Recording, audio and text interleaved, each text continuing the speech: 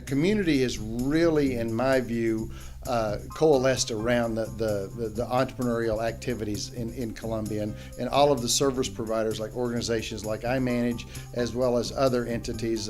You have READY, you have of course the Chamber of Commerce, Columbia College, the Women's Business Center. So there's a lot of activity around entrepreneurship that's starting to coalesce to help entrepreneurs. So knowing what we wanted to do with Gunter Hans, it was really key that we found the right community to get involved in. And I had no idea when we moved to Columbia that the community would be so responsive.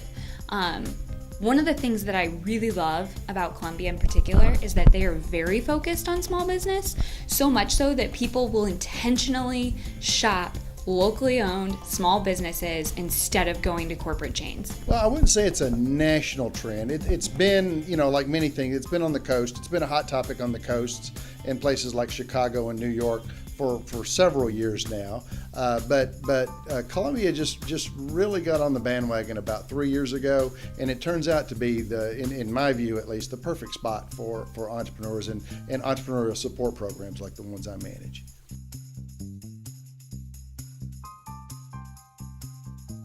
They're important to the economy. You can hear all of the data. First of all of the net new jobs, permanent jobs, typically come from small businesses.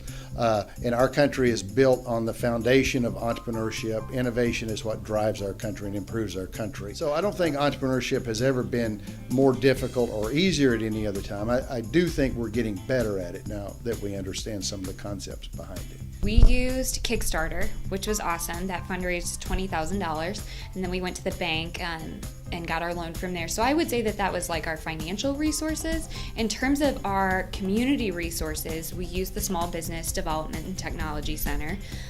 They had given us all kind of demographic information, pretty much anything that you'd want paper-wise.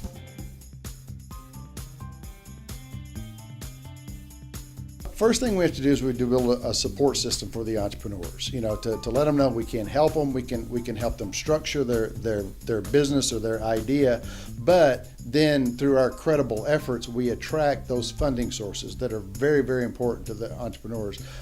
Local funding sources keep the entrepreneurs here. If we use funding sources from St. Louis, Kansas City, nothing against those, they're still in Missouri, so we'll take them, but our preference is to keep these bright minds here in mid-Missouri. They're the nearest competition. They're 2 hours away either direction. They do have a stronger infrastructure. They have a larger population. And they have a head start on us. But I really think that in the near future, Columbia will catch and surpass both of those places because, with the bigger urban areas, you tend to have some more problems, some more issues than we tend to have in the smaller communities like Columbia. How long do you think it will take Columbia to catch up? I'd like to say 3 years. I think we're already catching up. It's catching up faster than I thought with the development of some of these, financial tools and funds. But when you talk to some of the banks, you talk to some of the local infrastructure, the economic developers, everyone's pretty excited, and it's like everyone's on board to really, push this community forward. I think that Columbia is really big on networking. They're really big on supporting small business. And if you don't find a way to get into that community, like people originally thought when they walked in that we were a corporate chain because, it looked really pretty and they perceived that it was very well put together. And so, joke's on them, I'm just kidding. But I guess the end of the day is people want to support local, like they want to help people and they want to make connections.